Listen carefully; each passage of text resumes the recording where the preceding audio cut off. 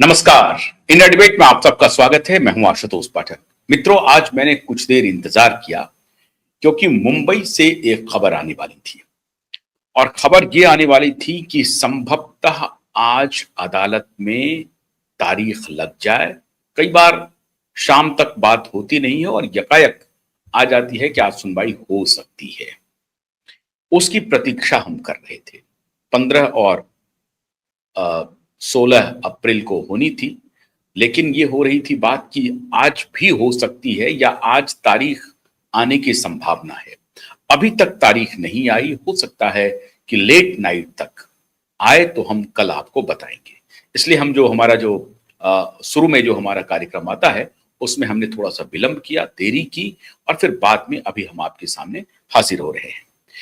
अभी जो खबर मिली है मुझे मुंबई से, वो और भी चौंकाने वाली है।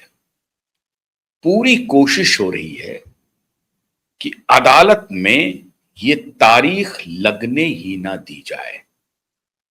पूरी तैयारी हो रही है। एक तो अदालत ने सबसे पहले जो वर्बल आदेश था उसमें जो कहा गया कि ये 2 सप्ताह के लिए मुलतवी किया गया है दिशा केस की हियरिंग को, लेकिन जब ऑर्डर आया तो उसमें 4 सप्ताह का हो गया।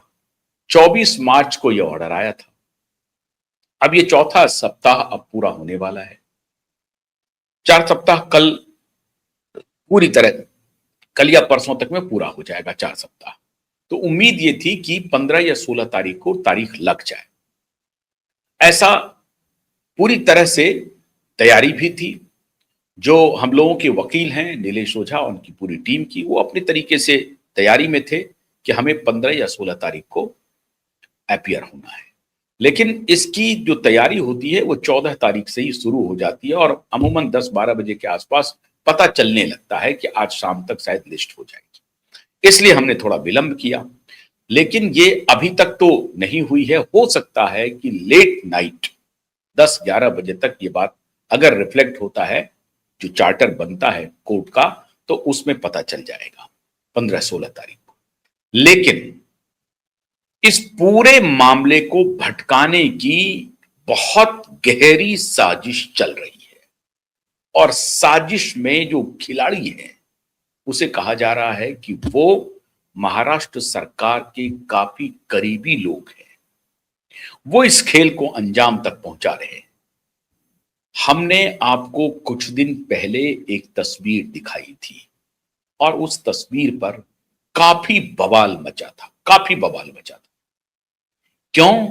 क्योंकि जिस व्यक्ति के साथ हमने वो तस्वीर दिखाई थी आदित्य ठाकरे की, उस व्यक्ति को सरेआम शिवसेना के गुंडों ने, जो कार्यकर्ता खुद को कहते हैं, उन्होंने खूब जम करके पथराव किया था, हाथापाई हुई थी, पूरी मारपीट की गई थी। हालांकि छिपाया गया कि नहीं मारपीट नहीं हुई, लेकिन पूरी गाली गलौज, हाथापाई, मारपीट की भी खबरें थी।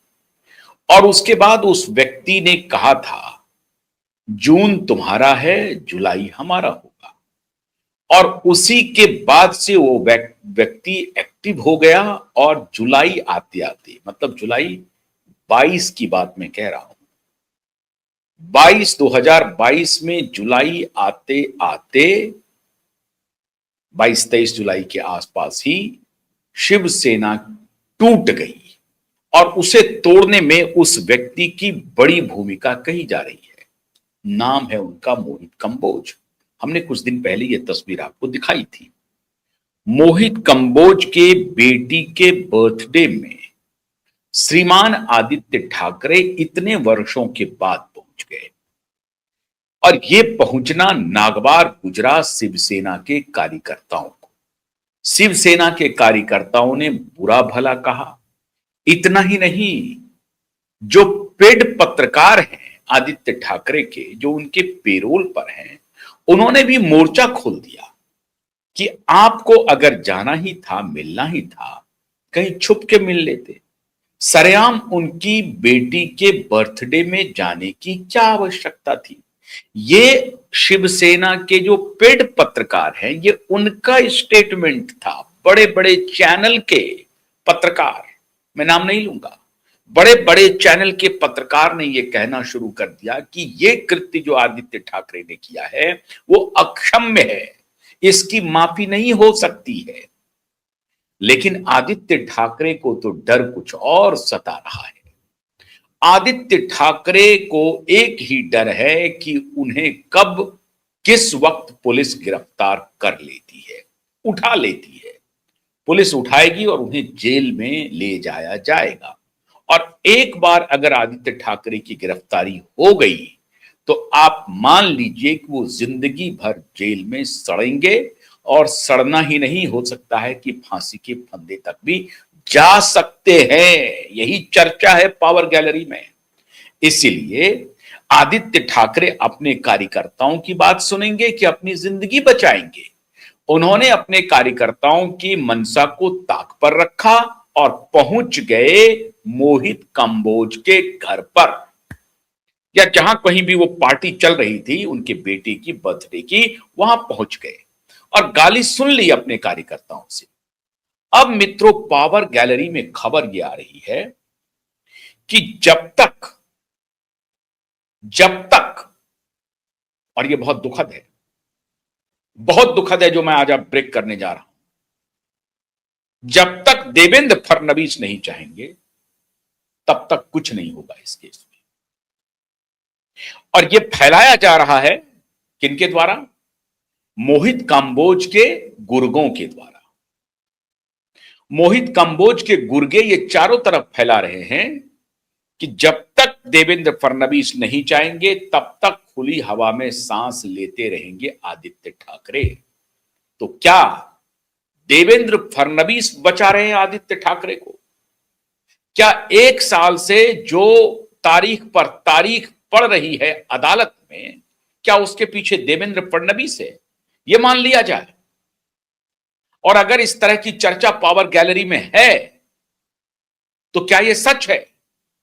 अब इसका जवाब तो देवेंद्र फडणवीस को देना पड़ेगा।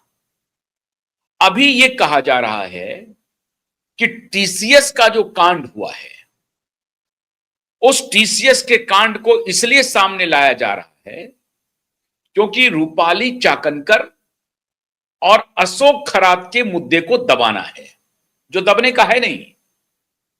टीसीएस के कांड पर भी एसआईटी गठित हुई है और अशोक खरात और रूपाली चाकनकर के लिए भी एसआईटी गठित हुई है।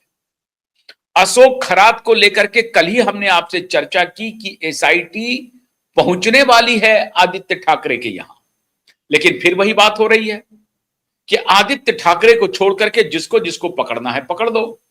तो फिर रूपाली चाकनकर की गिरफ्तारी क्यों नहीं हुई है? अशोक खरात की अगर गिरफ्तारी हो गई तो रूपाली चाकनकर की गिरफ्तारी क्यों नहीं हो रही है? रूपाली चाकनकर तो उस ट्रस्ट में ट्रस्टी है।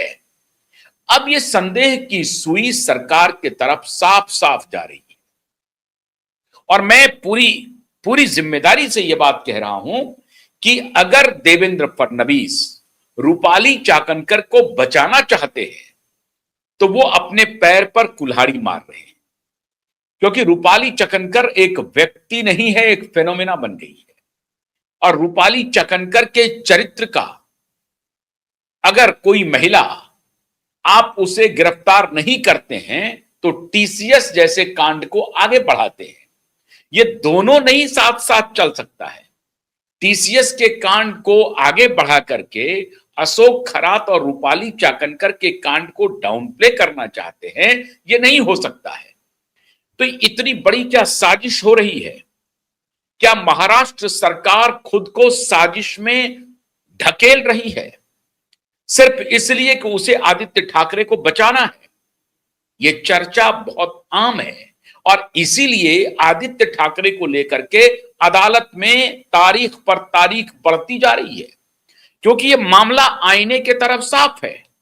अगर आईने के तरफ साफ है यह मामला, तो फिर अदालत में तारीख क्यों पड़ रही है? कौन तारीख दिलवा रहा है? क्या इसमें जज महोदय की भूमिका है? कैसे हम मान लें? यह तो माना नहीं जा सकता है कि अगर तारीख बढ़ रही है तो क्यों बढ़ रही है? बार बार पब्लिक प्रोसिक्यूटर बहाने बना रहे हैं। अभी जो चर्चा निकल के आई है कि मोहित कंबोज की पार्टी में जाने की वजह से